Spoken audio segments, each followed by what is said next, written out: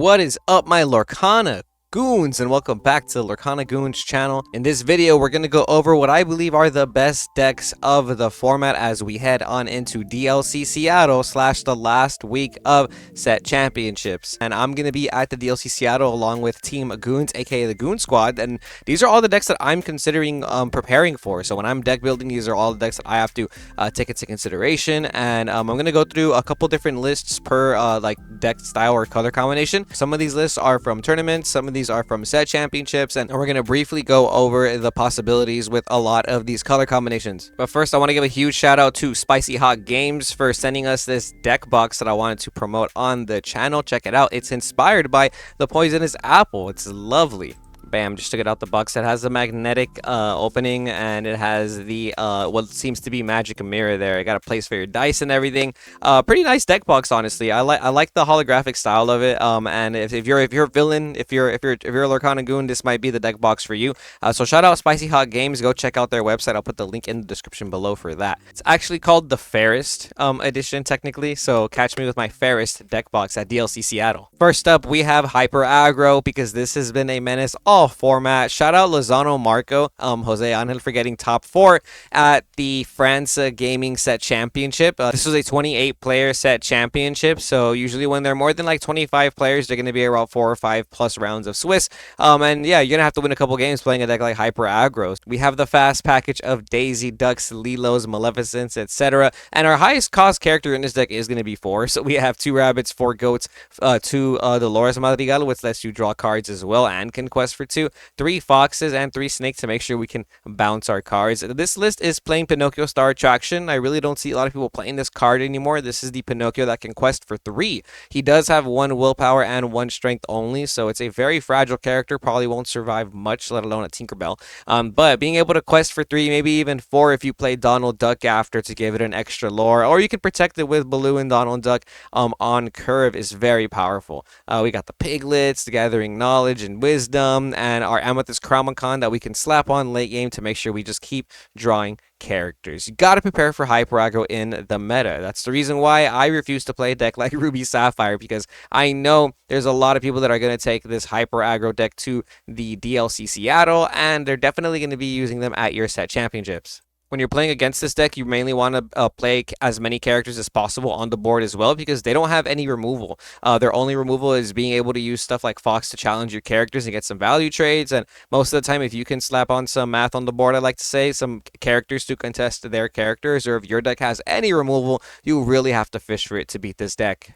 And sometimes it doesn't matter, because this deck just gets to 20 whether you like it or not. Next up, we have what seems to be the king of the meta now, Emerald Steel, just dominating the format now ever since Zanside got first place at DLC Vegas, and there was 3 Emerald Steels in top 4 for that event, right? So this is a first place list from Mateo Perez over here. It's gonna be a from the same set championship, France Gaming. This is very similar to the Zansai list. This is like the standard Emerald Steel list of for what I have been seeing lately. We have Coves, we have the Diablo Shift package, 4 Morph, because that's mandatory, alongside cards like Ursula, Deceiver of All, Pete, Prince John. We got the Strength of a Raging Fire, Storm, and Sudden Chill that we can sing twice with our Ursula, Deceiver of All, and then our hefty draw packages of Prince John, Diablo, and Beast, Tragic Hero. And lists are starting to play Tinkerbell at 2. I'm pretty sure people have been playing Tinkerbell at 2, but I've been seeing this card come in and out of the format, and I think a lot of people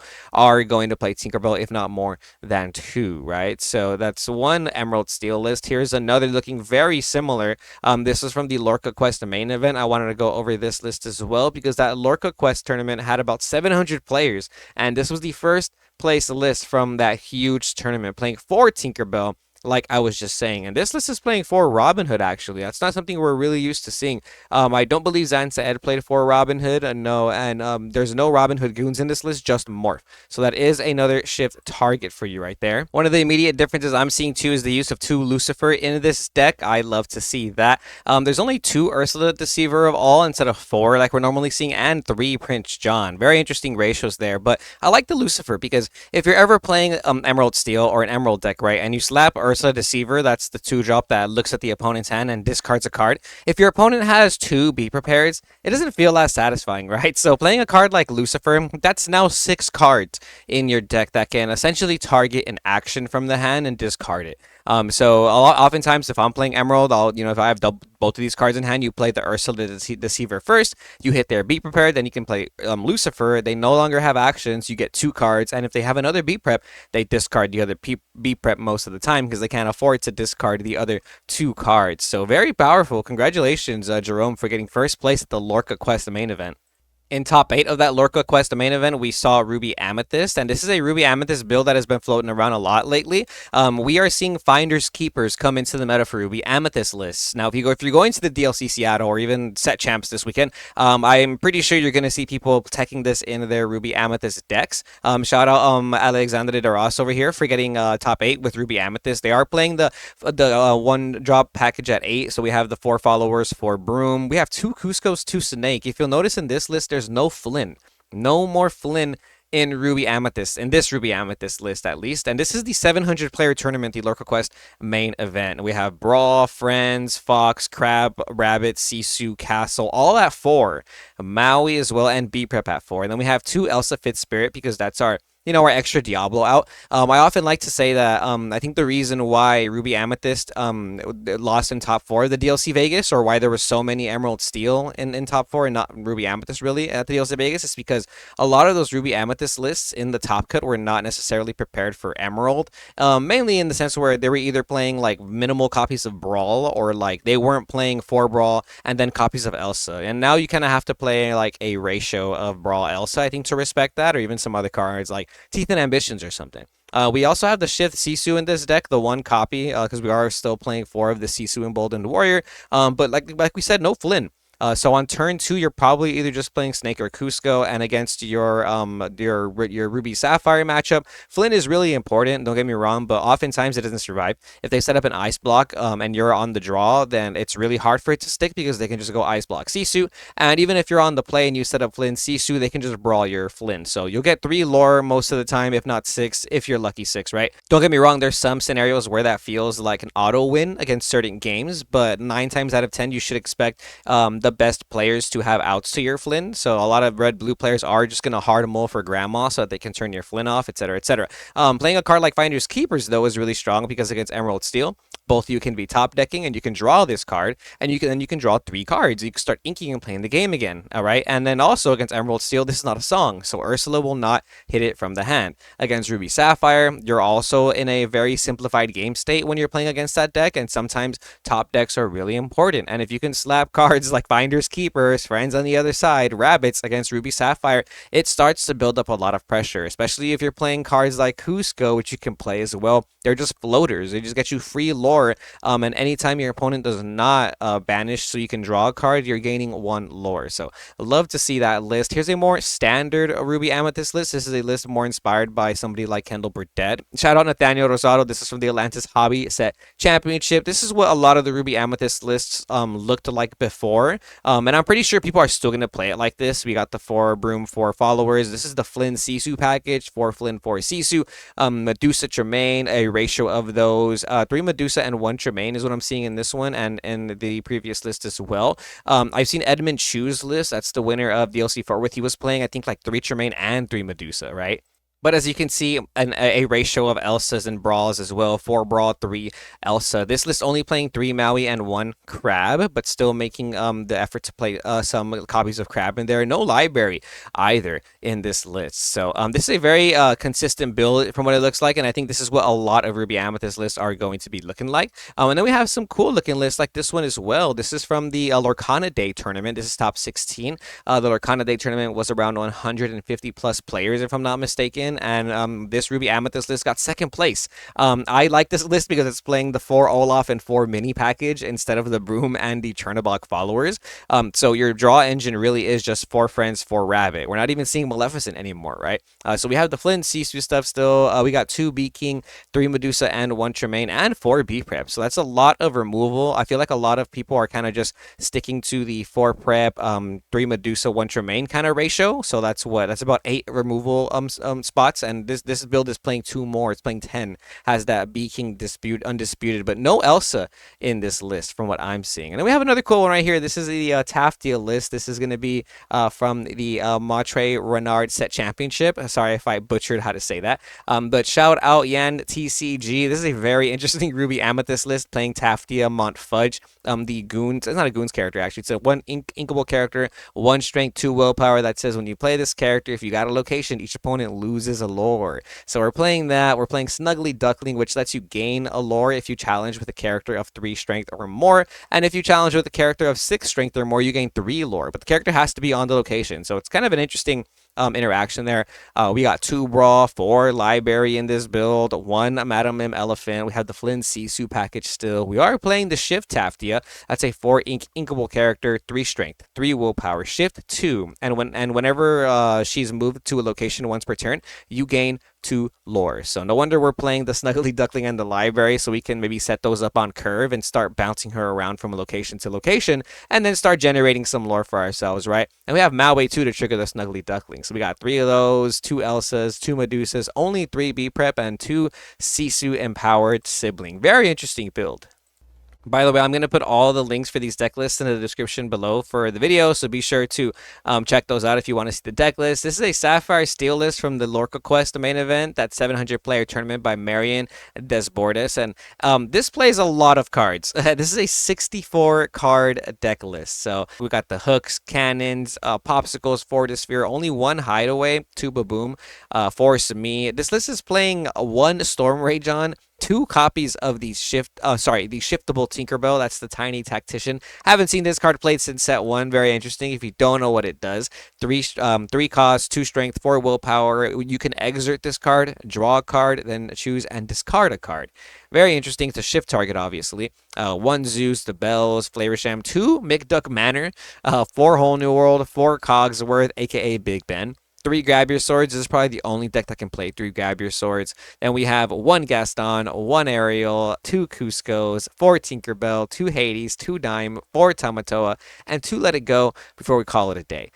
Sapphire Steel, very strong in this meta, especially with a lot of steel running around. Being able to have 4 Cogsworth in a deck, or a deck that can actually play 3 Grab Your Swords in like a ward format, is really good. So if you got a lot of Emerald Steel at your set champs, maybe consider playing Sapphire Steel. Sapphire Steel also has a good matchup against Amber Steel. Boom. This is the first place list from the Lorcana Day tournament. Amber Steel. Shout out Negan San Matao. Shout out you. It's got a lovely package of Lawrence and Pigs to get some aggression in there. This is basically how most people are building their Amber Steel lists. From what I've seen, you're able to use Ursula Vanessa to seeing cards like Zeus in your deck now. And Zeus is really strong this format. So I like that Amber Steel lists are playing for Zeus right there. And then we have the 3 Cinderella Stouthearted in this deck, which is very powerful to shift on turn 5. She quests for 3. This is like you're out to a lot of the Sapphire situations where they play Cogsworth on you. So this is your out to Cogsworth or ward characters in general. So if you feel like you're having trouble dealing with a Prince John or a Muses, if you can shift Cinderella on turn 5 in some way, or even slap this on turn 7, you can start challenging those ward characters as long as you played a song that turn, right? Then we have our lovely package of Whole New World and shiftable characters like Robin Hood Goons. We got the Rapunzel, Tunavine, and only 3 Pete. Very interesting. Only 3 Pete. I guess you got to make room for cards like Bare Necessities as well, which can be really powerful against some of your harder matchups like Ruby Sapphire. But shout out you for getting first place at the Lorcana Day tournament. Here's a really interesting Amber Steel list. This is a top 8 from the Shimmering Sky set champs at Over the Brick. This is pretty cool. It's an aggro list playing Amber Steel Mufasa. So we have Daisy Duck, the 1-drop Mickey Mouse. We have our 4 copies of Doc, which lets us draw cards. If we have to discard your hand and draw 2 cards.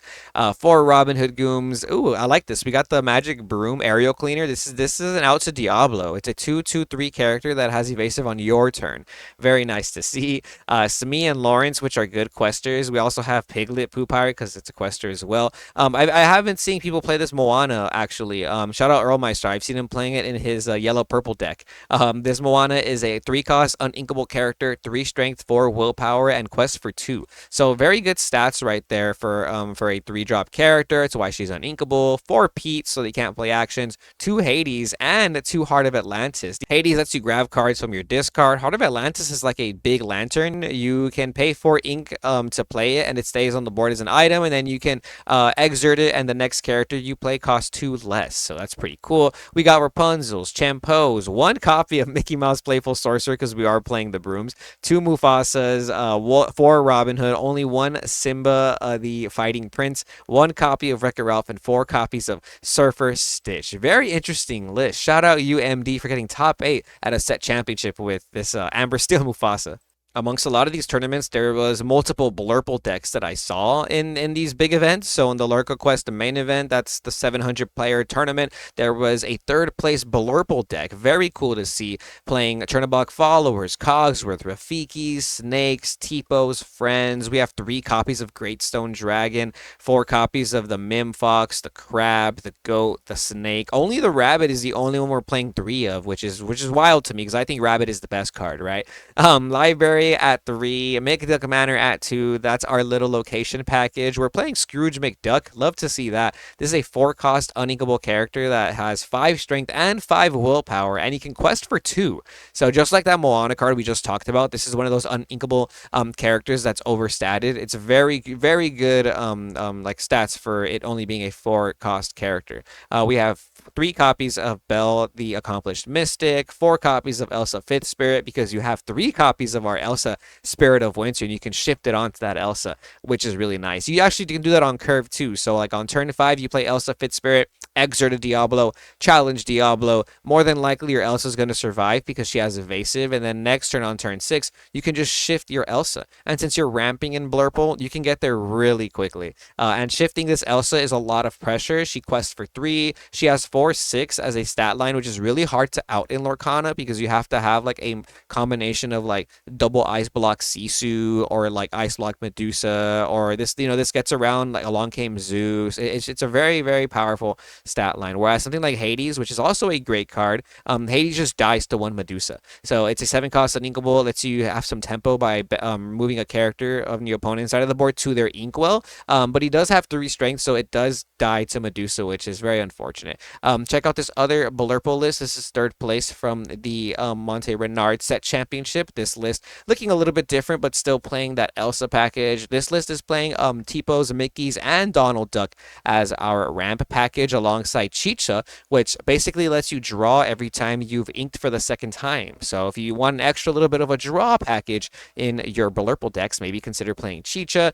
We got the Brooms and the Followers alongside Library to get some synergy there. This list is playing 2 copies of Let It Go, which the other list did not. And we're also not seeing Merlin Goat in this list. Very interesting. And 2 copies of Yzma, Scary Beyond Reason. This card's kind of cool. It's 6-cost character, 4/4, quest for 2. You can play this character, choose another character, shuffle it into the deck. That owner draws 2 cards. So you can use this offensively. Maybe you shuffle in a Diablo because you have no outs and your opponent draws 2 cards. They were probably going to draw those 2 cards anyways off Diablo, so that's an out right there. Or you can use it on your own Rabbit, and your own Rabbit will trigger, so then you'll draw 3 cards. Very powerful there. And then we have another Blurple. Shout out you, this top 4 from that same set championship. Shout out all these Blurple players, bro. This list looking very similar, but we are playing some extra cards here that we're not used to seeing, like Wendy Darling. This is a 3-cost inkable character, 3 strength, 1 willpower, quest for 2, and has support and ward actually. So when you play this character, she's gonna probably stick on the board for a little bit. We are seeing Cogsworth again. We're seeing Mickey Mouse as well and Goats in this list alongside the Donald Duck ramp package. But we're seeing another bomb that I'm not used to seeing. This is the Madam Mim Purple Dragon character. She is a 7-cost inkable 5/7 that quests for 4. Actually, if you didn't know, and she has evasive. The only stipulation is when you play the character, just like the other Mim characters, you gotta bounce 2 characters. Not just 1 though, you gotta bounce 2. If you don't bounce 2, she banishes.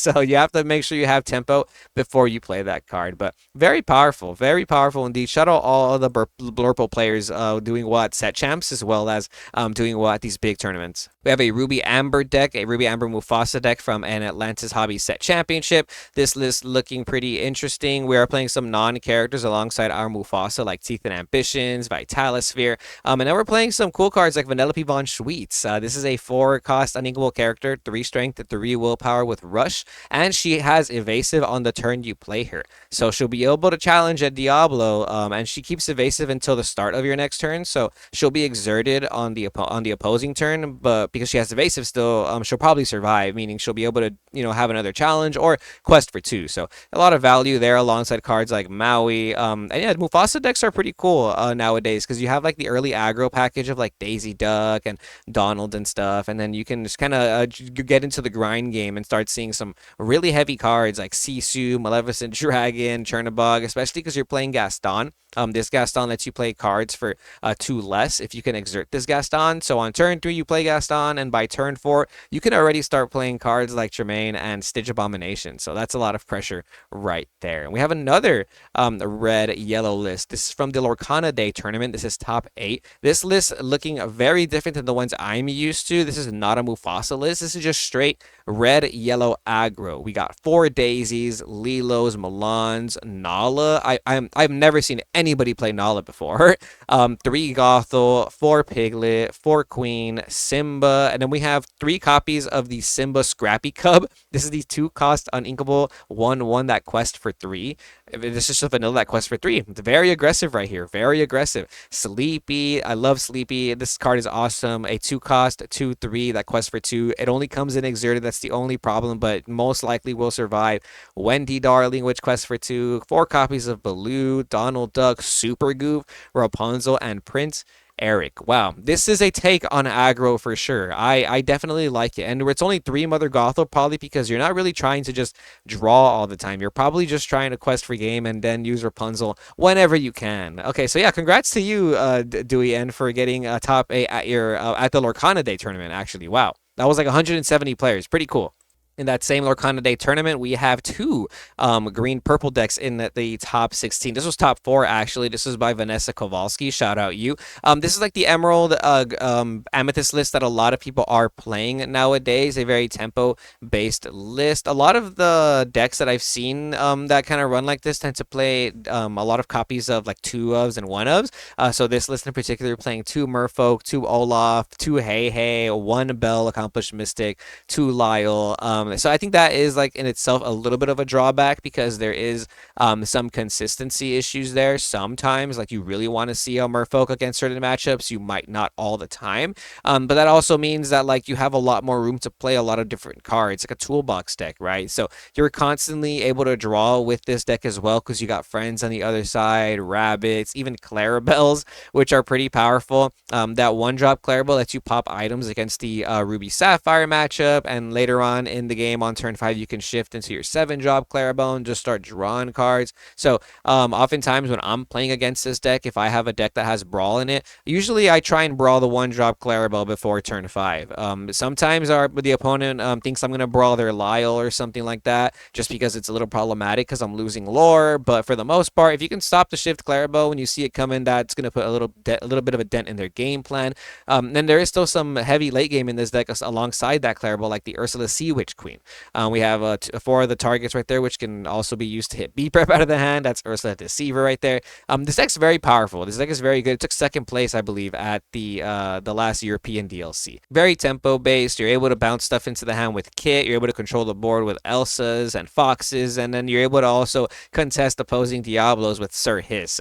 Sir Hiss is a little problematic, but if you are playing Emerald Steel, you have some pretty good outs to Sir Hiss if you're going to play that against your Diablo. I want to mention that a lot of decks like this are playing 4 Crab. Even a lot of Ruby Amethyst decks are playing 4 Crab. I think we're in a 4 Crab meta. A lot of these decks are very tempo like based, and like if you can just like secure tempo in the game of Lorcana right now, you can just start questing it up, and like you put your opponent on a certain clock where if they're not playing a deck with Be Prepared, then they really have to just respect your characters and go equally as wide. And when you're playing a deck like this, you have so many 1-cost and 2-cost characters that get heavy value, like Sir Hiss and Bonds and Snake and stuff like that, that like you're contesting characters back to back. And then you have Crab, which lets you make your 1-drop characters really powerful, right? You usually don't have outs to locations in this deck, but Crab basically gives you outs to locations because Crab Fox outs Castle already, and Crab plus anything with more than 5 strength is going to clear library at least. So being able to utilize that in this deck is pretty easy actually, because it feels like you always have a character on board. Here's a cool one. Here's some Amethyst Steel action for you. This is an aggro list by AW. This was from a Shimmering Skies set championship at Over the Brick. We have our dock to draw cards, 4 copies of LeFou. This is a 3-cost character, 2 strength, 3 willpower that says, during your turn, you may play this character for free if an opposing character was banished in a challenge this turn. So lets you just spam cards on the field potentially. It also works in combination with this one Piglet Sturdy Swordsman. He's a 5-cost uninkable character, 3 strength, 5 willpower that quests for 3, so very powerful there. While you have no cards in hand, this character can challenge readied characters, so that's an out to ward cards, right? So on turn 5, you can potentially out stuff like Prince John or Muses if you don't have any cards in your hand, though. But, you know, playing this LeFou might get you there. We also have Doc as a good top deck when you have no cards in hand, so you can draw cards. And yeah, it's an aggro deck, so we are playing 2 Lore Questers like Sami, Benja, alongside our 4 Goats. And even 1 copy of Boss is on a roll to gain 1 Lore and manipulate the top 5 cards of our deck. And 4 Queen's Castle because it's the best location in the game. Pretty cool aggro list for Amethyst Steel, if I do say so myself. Here's one for the Broom Goons. This list playing 4 Brooms and 4 Happy. Pretty cool. 4 Doc as well. Ooh, we got 2 Magic Carpet in this one. Magic Carpet is a 2-cost character, 2 strength, 1 willpower that says you can exert this character, move a character of yours to a location for free. And it has evasive actually, so it can contest the Diablo, which is actually kind of funny. And combining this with 7 Dwarves Mine means that you can play this on turn 2. On turn 3, you can play 7 Dwarves Mine and then move it there for free and deal 1 damage to a character, or even move it to a library or a castle when you play those, because all you have to do is exert it. We have John Silver, which gives us some more pressure when we have locations, because it gets lore and resist per location you have. We have some Befuddle, some Fire the Cannons. This is probably going to stop the early game tempo. Also, just eliminate any Diablo, right? 7 Dwarves Mine, by the way, helps you eliminate Diablo very easily because it deals 2 damage if you move any of your knights there. And Happy is a Diablo Destroyer too, because he's a 2/1 character that has evasive on your turn, meaning that you can just challenge a Diablo. And yeah, he only has 1 willpower, and it does die to Storm Rage on, but Happy is a 1-cost character. You play 4 of them in your deck, so the odds of you having multiple Happy in your hand is very high, whereas the odds of your opponent being able to destroy multiple Happy is very low, because they have to have 2 removal songs, and most of them only play 4 Storm, 4 Strength, and they can only remove so many things, right? So you're able to just kind of come back into the game later with Castle and Dock, which is really nice, and then just keep questing with your locations, your John Silvers, and then play Pete so that they don't be prepared you, right? And you got Goat, and Goat's always going to get you to 20 when you need it to. Amber Emerald is definitely a deck that I have to respect when going into something like the DLC or set championships. This deck's really powerful. Remember, it took first place at the DLC in Toronto. Very strong, very demure. No, but seriously, this is the only deck that has a one-sided board wipe, meaning a board wipe like Under the Sea that just eliminates the opposing board. And you can combine that with Kita to basically make sure that you can remove every character your opponent controls, not just characters that have 2 strength or less, basically characters that have 5 strength or less. And if you have Painting the Roses red in combination with that, then you can pretty much get any character off the board, right? Having the ability of ward characters to stick around so that your opponent can't really like stop your Under the Sea from coming down is really strong, because there's not a lot of like mass removal in Lorcana. Be Prepared doesn't happen until turn 7, and this deck is like that deck's worst nightmare, because you can play You Have Forgotten Me, Ursula, Bare Necessities to just remove all of these problematic AoEs from the hand. So Amber Emerald, I think, is something that a deck that should not be slept on in this current format, because it definitely has a very good matchup against the like red-blue decks that are trying to counter the Emerald Steel decks in the format. I think the biggest issue is that you don't have much of a like mass removal yourself other than Under the Sea.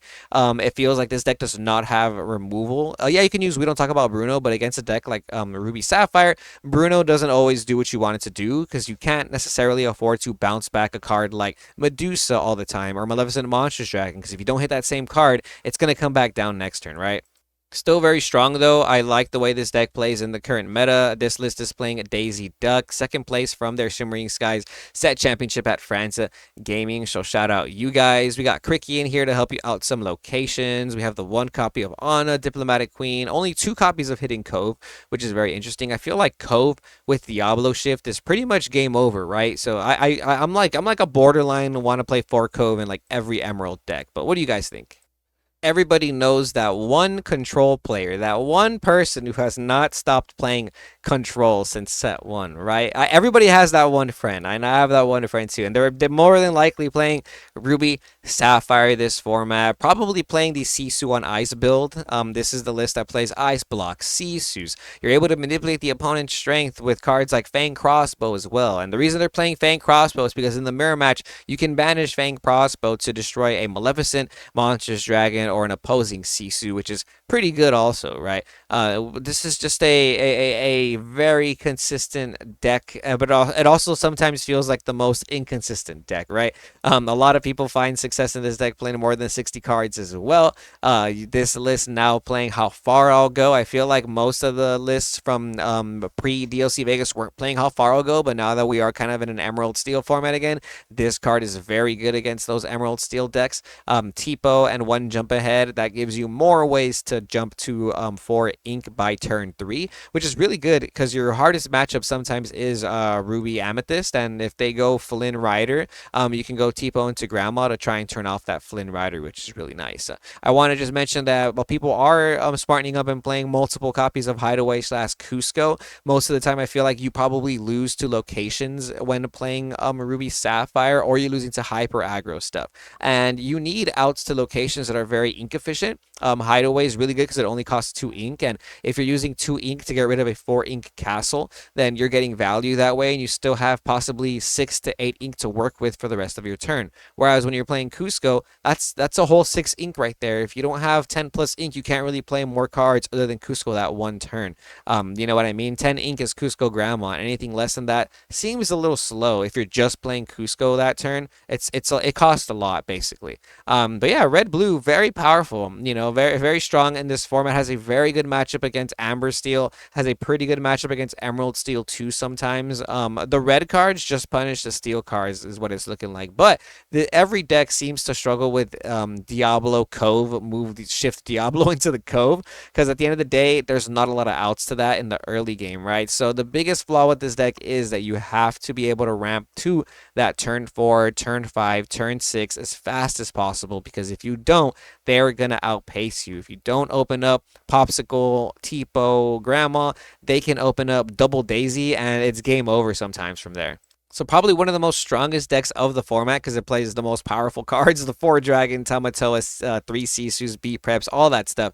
But the biggest issue is literally you do not have any cards to play in the early game that do pretty much anything other than ramp you or draw you cards. So if you are playing an aggro deck and you pair it into like Ruby Sapphire, you're going to want to slap your 1-drops on the board and keep them alive as much as possible and just try and generate as much lore as possible.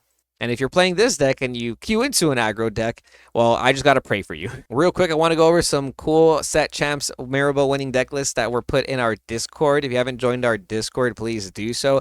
Shout out Cappy Kabaki over here for he went undefeated in Swiss, by the way, with this blue-green deck. And this is a blue-green deck that a lot of us have been working on in the Discord together, which is really cool. So shout out you for getting your Mirabel top 8 at your set champs with this. They went 4-0-1 in Swiss.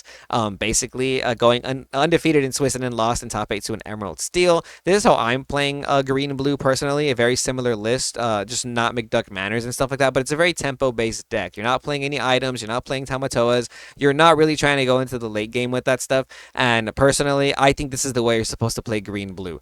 Going shift Clarabelle, and then your opponent decides, you know what, I don't want to give you any Clarabelle value. They start dumping their whole hand, then you hit them with a Lucifer, and it becomes game over. So I bumped Lucifer up to 2, just giving you the heads up. Shout out Wonderful in our Discord. He won his set champs playing a Mufasa deck as well. I love the addition of the 9-drop Gaston. It's a rush character that has 10 strength and 6 willpower that can quest for 2, and you pay 2 less to play a very damaged character you have. I feel like a lot of people aren't playing this this Gaston card, and I think it's really good. We got a second place over here from Andres TCG with the La Vaca deck. Shout out you. It's a Clarabelle based Emerald Steel deck playing cards like Aerial Sonic Warrior, the Shift Mother Gothel, and the Shift Cinderella Stouthearted in this Emerald Steel deck. Wow. Also playing cards like Smash, because Smash can banish a Diablo while it's still on the Cove, and even Avalanche or something, so you can deal 1 damage across the board in banished locations. Very interesting list. Shout out you, Andres. Shout out Saucy for winning his set champs with Amber Steel. Saucy, you know we appreciate you. You're a true goon. Alien Andy, another Amber Steel goon, getting top 4 at his set championships. Huge shout out. We got Kaji Holic over here playing a hyper aggro yellow-green deck. Very interesting, even playing the Emerald, the Obscura Sphere, which gives your characters ward. And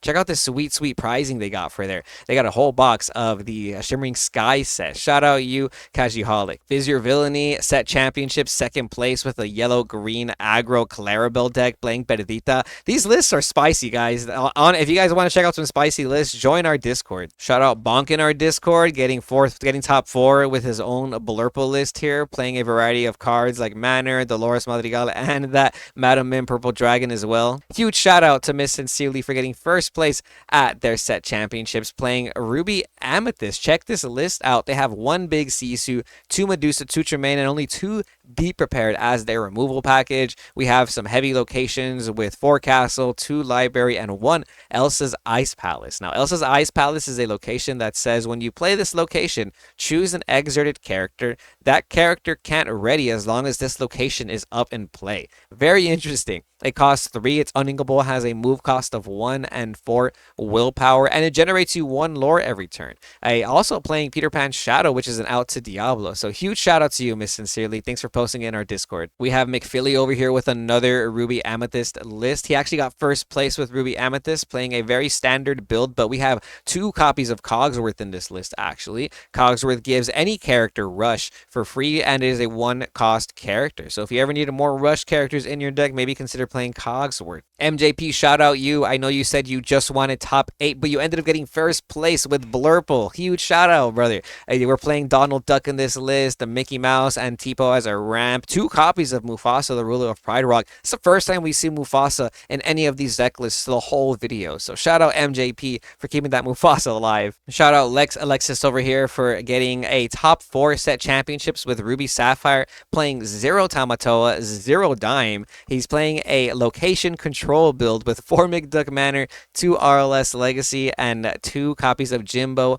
Hawkins in this red-blue deck list. This is really cool. I like to see this a lot because right now the format feels very reactive sometimes, or the way people play red-blue is very reactive. The deck is usually waiting for the opponent to do something before you can slap on your big bosses, but this is a very proactive version of Ruby Sapphire because you can just play locations and your opponent has to start doing stuff. Shout out to Sparkles in our Discord, 28 players set championship, and they managed to get 1st place with Ruby Amethyst running Super Goof in their deck. 3 copies of Big Sisu, 3 copies of the Sisu Emboldened Warrior, and then 2 copies of the Sisu Daring Visitor. That's the uninkable Sisu that can banish a 1 cost character. A lot of uninkables in this deck, but a lot of removal as well. I can see there's also only 3 copies of Brawl. A huge shout out to you, Sparkles. Got EC over here getting top 8 with an Emerald Amber deck list. Very awesome to see. 4 copies of Strike a Good Match in this list to help you filter out your cards alongside Be Our Guest as well. I really like Be Our Guest in this deck. I think the ability to look for specific cards you need is very strong in a deck like this. And then we have D-Cran getting a set championship win with Ruby Steel Pirate. Shout out you. Love to see this list. We got Hook, Happy, Doc, Smee, John Silver, Lawrence, Goofy, Captain Hook, Maui, Brawl, and Smash. All of those at 4, by the way, alongside 4 copies of Nottingham, which is just a vanilla location that gets you 1 lore. We have the 3 copies of Jolly Roger, 4 copies of Seven Dwarfs Mine, and the 3 copies of RLS Legacy. Seven Dwarfs Mine is putting in work this format. Like, this is so good for aggro-based decks. Like, this is a very crazy card, right? I'm not tripping. So, Bloody Pirates is what he calls it. Love to see it. His 1st set championship win with Ruby Steel Pirates. Huge shout out, Dikran. And I can't forget all the lovely people that tagged me on Twitter with your awesome deck lists. You guys know I care. You guys know how much it means to me. Huge shout out. I've been retweeting them all. Shout out Miss Memento for also getting a top 8 with blue-green, keeping the blue-green dream alive. Also, look, this is the list we're also kind of working on. Very tempo-based, no items, no Tamatoa, none of that nonsense. Check this out. We are playing John Silver's, Hades, Clarabelles, Diablos, and stuff like that. Love to see it. Huge shout out. So that's going to be all for this video. I'm going to put all the links for the Ink deck lists, the ones that look like this, in the description below. Shout out Ink Decks. That's a website where you can see all these deck lists as well. Shout out to everyone in our Discord who dropped your Mirabel winning deck list. You gave me some spice to really look out for at the next DLC or for the set championships. Hopefully there's some stuff that you guys seen in this video that you can get that you can take and use as well in your deck list. And shout out to everyone who tagged us on Twitter. Love to see it. It means the world to me. Be sure to look out for us at DLC Seattle if you guys are going to be there. Good luck to anyone playing TCG card games this weekend. Can't wait to see what's going to win DLC Seattle. I have a feeling it might be blue-green because that might be what I've been playing. Wish me luck. Cannot wait to come back and tell you guys how Team Goons did that weekend. But until then, stay tuned to Lorcana Goons, and we'll see you Goons next time.